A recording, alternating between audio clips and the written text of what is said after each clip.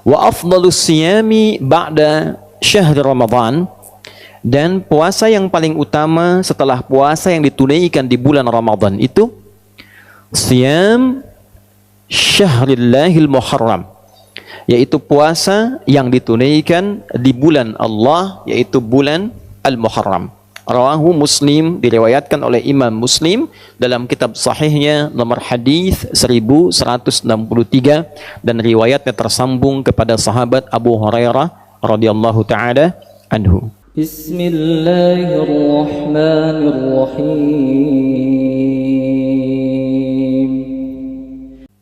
Alhamdulillahi rabbil alamin. Alhamdulillahilladzi faradal jumu'ata lil mu'minin liyakunu minadz zakirin. Wassalatu wassalamu ala Rasulillah nabiyyina wa sayyidina Muhammadin afdalil anbiya'i wal mursalin imamil muhsinin wal muttaqin alladzi ursila rahmatan lil alamin. Fasalawatullahi alaihi wassalamuhu tam wa ala alihi wa sahbihi wa dhurriyyatihi wa ummatihi ila yaumiddin. Nashhadu an la ilaha illallah wahdahu la syarika lah, wa nashhadu anna Muhammadan abduhu wa rasuluhu alladzi la nabiyya ba'dah. Amma ba'd, faya ibadallah أحباب الله وأحباب رسوله صلى الله عليه وسلم، أوصي نفسي وإياكم بتقوى الله فقد فاز المتقون، فلا تموتن إلا وأنتم مسلمون. فقال تعالى: يا أيها الذين آمنوا اتقوا الله حق تقاته ولا تموتن إلا وأنتم مسلمون. Hadirin jamaah Jumat rahimani wa rahimakumullah.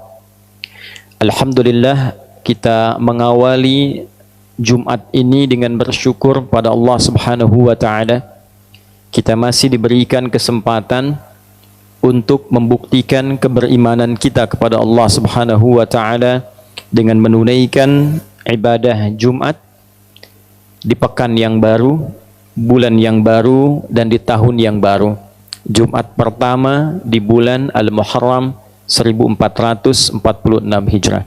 Semoga Jumat ini dijadikan oleh Allah Subhanahu wa taala sebagai Jumat terbaik dari sekian rangkaian Jumat yang pernah kita tunaikan. Hadirin, Al-Imam Al-Bukhari mendokumentasikan satu riwayat yang kemudian dikuatkan juga oleh Al-Imam Muslim rahimahumallahu ta'ala. Ada dua sosok terdekat dari Nabi sallallahu alaihi wasallam yang dikutip dan didokumentasikan riwayatnya oleh dua imam ahli hadis mulia ini. Yang pertama, dalam satu dokumentasi Al-Imam Muslim nomor hadis 1163, terdapat satu riwayat yang disandarkan pada sahabat mulia Abdurrahman bin Sahar radhiyallahu taala anhu yang namanya kita kenal dengan sahabat Abu Hurairah. Satu kali beliau mengisahkan bahwa Nabi sallallahu alaihi wasallam pernah ditanya, suila an-nabiyyu sallallahu alaihi wasallam. Nabi sallallahu alaihi wasallam pernah ditanya, ayyu salati afdali? Ya Rasulullah, salat apa yang paling utama ba'dal maktubati, setelah yang fardu itu? Wa ayyu siyami afdal ba'da syahri Ramadan atau kama qala, dan puasa apa yang paling utama setelah puasa Ramadan? Maka Nabi sallallahu alaihi wasallam kemudian menjawab, wa kama qala afdalus salati ba'da salatil maktubati, salat yang paling utama setelah salat fardu itu as-salatu fi jawfil laili, yaitu salat yang ditunaikan di pertengahan malam, tahajud. Wa afdalus siyami ba'da syahr Ramadan, dan puasa yang paling utama setelah puasa yang ditunaikan di bulan Ramadan itu Siyam syahrillahil muharram, yaitu puasa yang ditunaikan di bulan Allah, yaitu bulan Al-Muharram.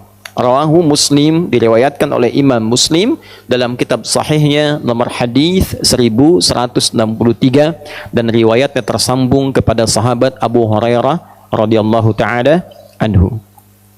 Hadirin, hadis ini memberikan kesan yang istimewa pada bulan Al-Muharram karena disifati bulan ini dengan amalan-amalan yang tidak serupa dengan amal ibadah yang ditunaikan di selainnya. Tidak sama ketika kita tunaikan di bulan Safar misalnya, bulan Rabiul Awal. Demikian seterusnya, setiap waktu memiliki keistimewaannya. Ramadan punya keunggulannya tersendiri, Dzulhijjah punya keunggulannya tersendiri, maka bulan Al-Muharram memiliki keutamaan yang langsung disebutkan oleh Nabi sallallahu alaihi wasallam. Salah satunya adalah bulan yang saat menunaikan ibadah puasa di dalamnya, maka puasa itu menjadi istimewa di hadapan Allah Subhanahu wa taala. Hadirin sekalian, apa korelasinya ibadah puasa ini dengan bulan Al-Muharram? Atau dalam bahasa yang lebih lugasnya, apa hikmahnya ibadah puasa ini ditunjuk menjadi ibadah yang istimewa di bulan Al-Muharram? Kenapa tidak disebut umrah misalnya? Kenapa tidak disebut tilawah Al-Quran? Kenapa tidak disebut misalnya sedekah? Tapi yang diutamakan di sini adalah as-siyam atau puasa. Hadirin, seperti kita ketahui, puasa adalah di antara amal ibadah yang saat ditunaikan di waktu yang sama, dalam kondisi yang sama, bisa meningkatkan ketaatan kepada Allah Subhanahu wa taala, taat, sekaligus juga mencegah pelakunya berbuat maksiat. Seorang yang puasa umumnya bukan hanya menunaikan ibadah fardu yang terjaga, sunnah ingin dia kerjakan, salat sunnah dia tingkatkan, bacaan Al-Quran dia tingkatkan, sedekah dia tingkatkan. Dan inti pada puasa ini yang paling penting adalah ibadah ini memiliki kesan yang istimewa karena mampu dengan menunaikannya secara benar dapat mengendalikan nafsu syahwat manusia, sehingga berpotensi ia meninggalkan perbuatan-perbuatan maksiat dan mencegah perbuatan terlarang di kemudian hari. Seseorang yang menunaikan puasa tentu tidak akan ia mengorbankan puasanya dengan berdusta. Tentu tidak akan terdorong dirinya untuk mencela, akan menahan tangannya untuk mencuri, akan menahan sikapnya untuk mengerjakan selalu perbuatan-perbuatan yang mulia saja. Itulah siyam, itulah fadilah menunaikan ibadah puasa. Dan dengan inilah kemudian para ulama seringkali memberikan highlight, garis bawah, bahwa dengan menunaikan ibadah puasa itu kita mampu mengendalikan diri. Inti puasa pengendalian diri, inti puasa pengendalian nafsu. Seseorang yang mampu mengendalikan nafsunya, maka ia akan mampu mencegah dirinya berbuat maksiat. Itulah sebabnya nafsu ketika disebut dengan fujur di antara namanya, lawannya adalah takwa. Wa nafsi wa ma sawwaha fa alhamaha fujuraha wa taqwaha. Tujuan puasa mengendalikan nafsu, meningkatkan takwa.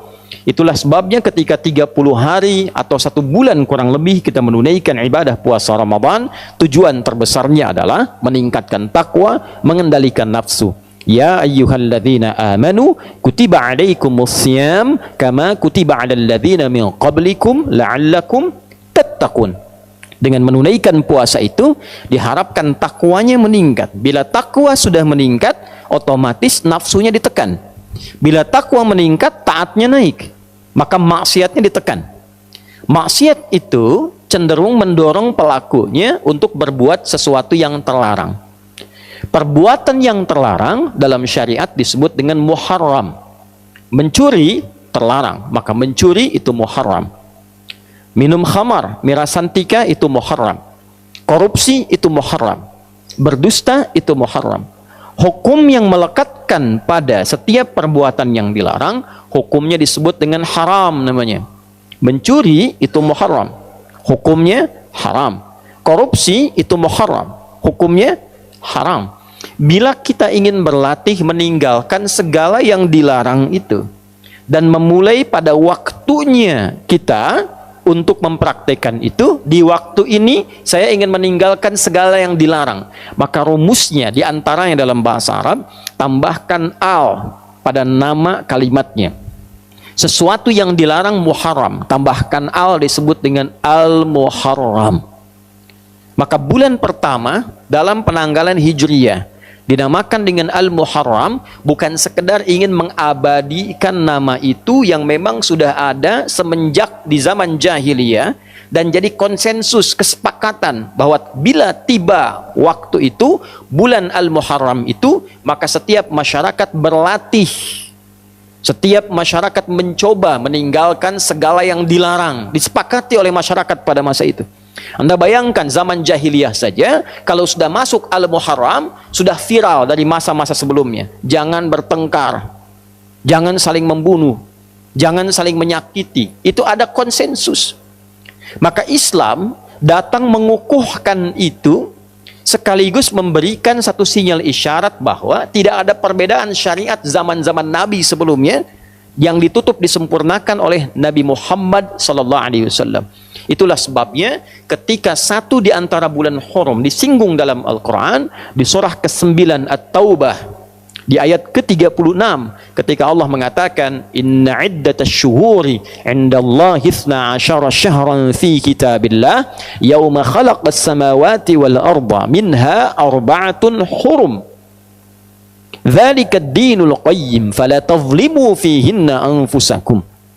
Sungguh Allah menegaskan jumlah bilangan bulan yang Allah telah tetapkan sejak mencipta langit dan bumi itu, yang mengiringi perjalanan waktu kita setahun ada 12 bulan.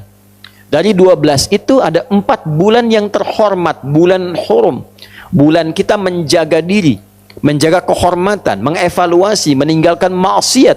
Itulah ketentuan agama yang benar. Maka bila telah tiba di 1 bulan itu, maka jangan sampai kita melakukan perbuatan-perbuatan yang terlarang. Jangan menzolimi diri.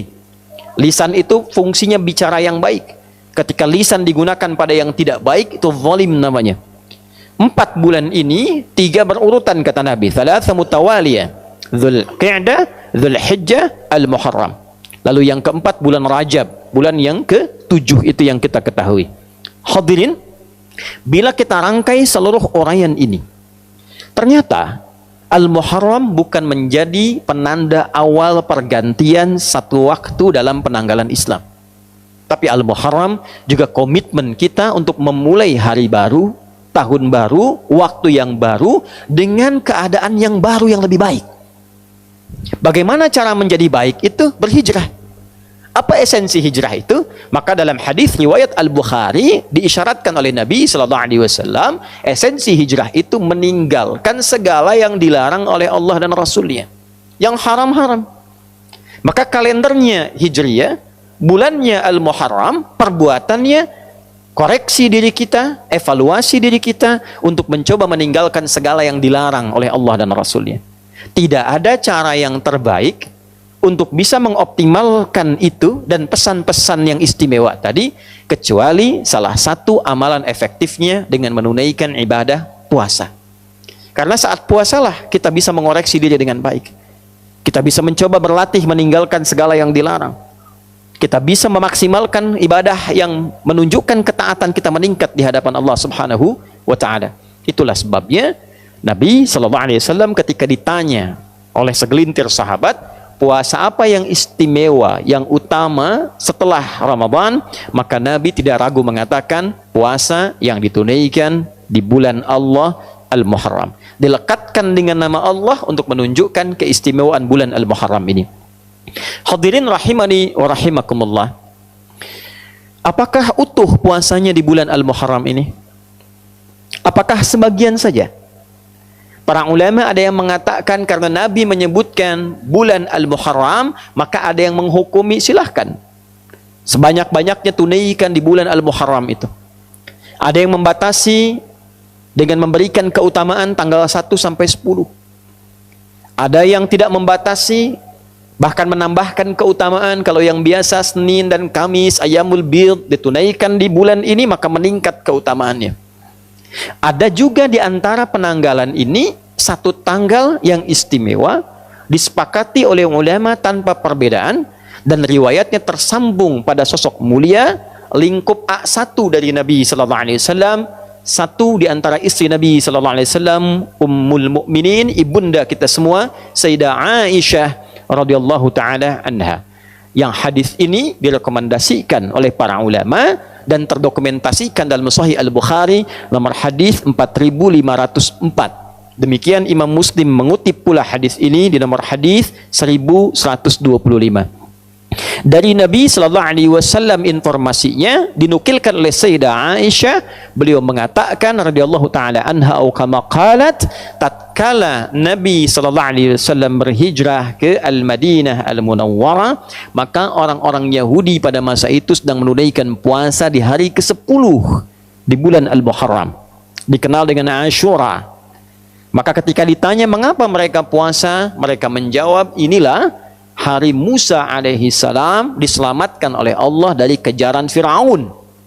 Firaun binasa, Musanya sentosa.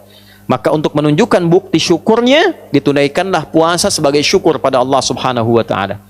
Ini rumus. Boleh diantara nikmat syukur itu kita tingkatkan dan kita syukuri dengan menunaikan ibadah seperti puasa. Nabi muncul hari lahirnya, beliau puasa. Itulah yang menjadi puasa sunnah di hari Senin. Jadi kalau kita merasakan satu nikmat, boleh kita syukuri dengan meningkatkan ibadah, salah satunya puasa. Hadirin sekalian, maka Nabi berkomentar, saya lebih berhak dibandingkan dengan Musa. Maka beliau kemudian menunaikan puasa, meminta umatnya juga menunaikan puasa sebagai penghormatan pada peristiwa itu. Dan ketika tiba Ramadan, Nabi memerintahkan umatnya memilih, mau tunaikan silahkan, mau tidak juga tidak mengapa. Hadirin, ternyata penelusuran terhadap riwayat bukan hanya peristiwa Musa yang terbebas saja. Nabi Adam alaihi salam turun ke bumi dan diterima taubatnya oleh Allah setelah menyampaikan kalimat indah yang diterima dari Allah, Rabbana zalamna anfusana wa illam taghfir lana wa tarhamna lanakunanna minal khasirin, yang diabadikan di Al-A'raf itu. Ternyata terjadinya 10 Al-Muharram. Nabi Nuh alaihissalam ketika kapalnya itu yang telah dihantam oleh badai, kemudian muncul banjir dan beliau selamat dengan pengikutnya, keselamatannya terjadi di bulan Al-Muharram di tanggal ke-10. Dan peristiwa-peristiwa besar lain banyak mengiringi, menunjukkan perubahan, menunjukkan evaluasi, menunjukkan muhasabah yang inti seluruhnya ini terdapat dalam puasa. Jadi wajar ketika tanggal 10 Al-Muharram ada puasa sunnah dan memberikan manfaat menggugurkan dosa yang pernah dilakukan.